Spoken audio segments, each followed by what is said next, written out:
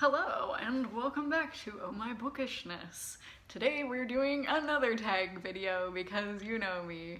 I do love those tags. And today we're doing the opposites book tag, which is kind of prompts that are, you get two prompts in one prompt and it's like this, and then you'll see what it's like. Before we get started though, as per usual, talk about what I've been reading lately. So I believe I mentioned this in the last video. For my coworker book club, we were reading The Picture of Dorian Gray, and I was listening to it as an audiobook. I was listening to it in my car, and then I wanted to finish it up, so I listened to it on my DVD player, which apparently can play audiobook discs, so that's good news. That's excellent. Currently I'm also reading or rereading Siege and Storm by Leigh Bardugo because I want to reread the whole Grishaverse before the next one comes out and before the show comes out, which I know I keep mentioning that and I'm hyping it up so much. It's probably gonna be terrible, but it looks so good. So if it turns out to be terrible, it's probably because I hyped it up too much. So for the first prompt for the opposites book tag, I don't have any visual aids. The first prompt is the first book that you have as in your collection, and then the latest book that you have purchased. And I don't have either of those books on hand because the first book that was in my collection before I collected books was a board book copy of Mr. Brown Can Moo Can You, which was given to me by my grandfather. There was a little note in the cover, and I still have it, but it's up in the attic at the moment, and I didn't want to get it down. And then the other book that is my most recent purchase is Rule of Wolves by Leigh Bardugo, and it is a pre-order, so I do not have my hands on it yet because it has not been released yet, next Wednesday. So that's exciting. And then prompt 2 is a cheap book and an expensive book. So a cheap book that I have is No More Dead Dogs by Gordon Corman, and I got this one for 25 cents, I believe, possibly less. I got it from a library book sale, and I remember enjoying it. I don't remember what it's about really, but it was very cheap, and I think it's like high school students or middle school students who are fed up with all the dogs in books dying and do something about it, maybe? Can't remember. For an expensive book, I went with a book that I'm glad that I purchased, but also it was a little bit irresponsible of me and frivolous, but sometimes you just gotta be frivolous. And that is the collector's edition of Shadow and Bone by Leigh Bardugo. It's like I'm obsessed or something, but that's just the box, the white part that you saw. So you gotta see. Ooh, it's shiny.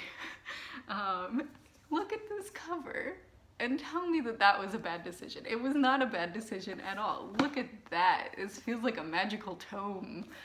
And then there's even beautiful art inside. Look at it.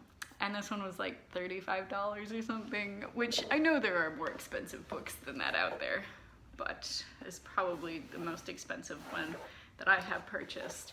Prompt 3 is a book with a male protagonist and then a book with a female protagonist. And I kind of tried to keep these in the same vein of things, even though they're supposed to be opposites. So for the first one, I went with High Fire by Owen Colfer, which is about a dragon who lives in a swamp in Louisiana, you know, watching TV, drinking beer all day, and then a teenage boy who comes to help him out with dragon things. This was not my favorite Owen Colfer book, but it was interesting. A little bit too much strong language for me and quite a lot of violence as well. So, you know, not exactly my cup of tea. And then for the female protagonist, I went for a similar situation, sort of, which is dealing with dragons, by Patricia C. Reed. And in this one, we have a princess, and she is tired of being a princess, particularly when her parents are like, you have to get married now. So she runs off and she decides to work for this dragon and, you know, help out a dragon around the house or the cave, as it were, and you know, be the dragon's friend, and in return the dragon keeps away suitors. A good arrangement there. Prompt 4 is a book that you read quickly and then a book that you read slowly. For the book that I read quickly, I went with Inkheart because I just kind of zoomed through this one and I felt so accomplished the first time that I did it, because look how thick that is. But it's such a good book that I just zoomed through it.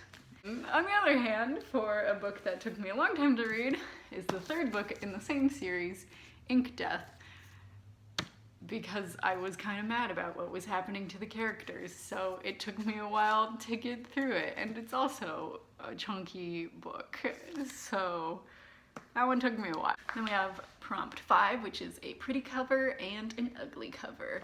So for the pretty cover, I went with The Invisible Life of Addie LaRue, which this is the UK cover. I like the United States cover as well, but it's just a little bit more like bland. Also, this one has like end paper pretties, so how can you resist that? So this one for pretty cover, and then for an ugly cover, I went with another book about people not getting old, and that is Tuck Everlasting. And I think of this as an ugly cover because it's the movie cover, and we don't like that here. Movie covers, especially when the movie was so different from the book. Like, the book was weird, but the movie was also very weird, and I don't know what was going on, but this is just, sorry to these actors, but not my cup of tea. And for 6, it's a national book, so book from your country, and then an international book, so a book from another country. For the national book, I went with one that I am certain is an American book because we read it in my American Lit class, and that is Scarlet Letter. Another one that I'm glad to have read, but would not read again, I don't think.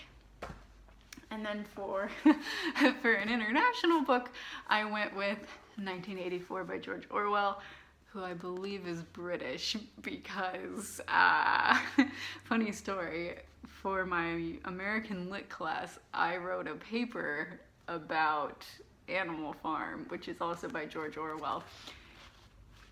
And my teacher's like, that, he's not American. So for my British Lit class, I read an American book because it was the same teacher, but that was a fun adventure. Still got a good grade though. For Prompt 7, it's a thin book and a thick book. And for a thin book, I went with this graphic novel, which is called The Professor's Daughter. And look at that pretty art, isn't that fun? This book kind of disappointed me a lot because it's supposed to be about a Victorian lady who's a professor's daughter, and she kind of borrows a mummy that her father is studying, and they go and have fun together. And that sounds like such a lovely premise, but the book was a little bit boring. I think it should have been a little bit thicker than this, and maybe that would have helped. And then for a thick book, we went with Sherlock Holmes' Greatest Adventures, or Greatest Adventures of Sherlock Holmes, Greatest Adventures of Sherlock Holmes, which is, you know, quite a bit thicker. And then for Prompt 8, it's a fiction book and a non-fiction book, and again, I tried to keep them kind of on the same theme. So for a fiction book, I went with Tuesdays at the Castle by Jessica Day George, and this is a really cute middle grade read about this princess who lives with her siblings in their Castle Glower, I believe, which the castle itself is alive and like ever changing. And you know, one day a room will be in one location and the next day it might be in another location. You could go through a door that you think is going to the kitchen, but then you open it up and oh, you're outside now. How did that happen? So it's a magical castle. This is a really fun book. I never finished the series, but maybe someday. And then for the counterpart nonfiction book, I went with Castles of the World, which is like a big coffee table kind of book, and it has pictures of castles in it. And I got this in the bargain bin at Barnes & Noble because who doesn't like looking at pictures of castles? Castles are cool. I want to live in a castle. Not really, because that would be kind of scary and lonely, I think. And then for prompt 9, I did not try as hard to get these to kind of match up, is an action book and a romance book. And so for the action book, I went with another graphic novel, which is Delilah, Dirk, and the Turkish Lieutenant. This is kind of like a swashbuckling, Regency era, Indiana Jones kind of woman who, you know, she's just searching for treasure and getting arrested a couple of times along the way.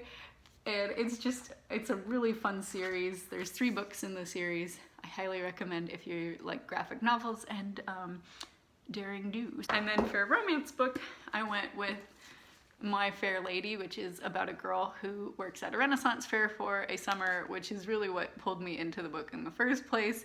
And honestly, I was so enamored with the setting of a Renaissance fair that I don't remember a thing about the romance. But I know it is a romance, but I was just so focused on the Renaissance fair.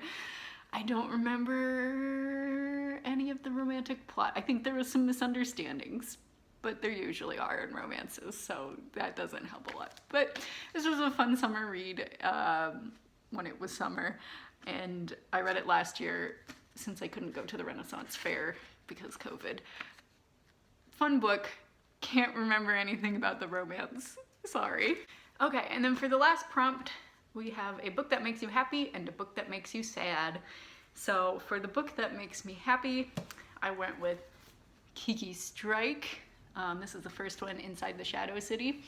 And it's been a long time since I've read this, but it made me really happy when I did because I think I was like 14 or 15 was the first time I ever moved to a different house in my life. And it wasn't even that far, but it was very upsetting to me at the time. And this was the first book that I read in the new house, and it kind of helped me settle in a little bit. So this one made me very happy.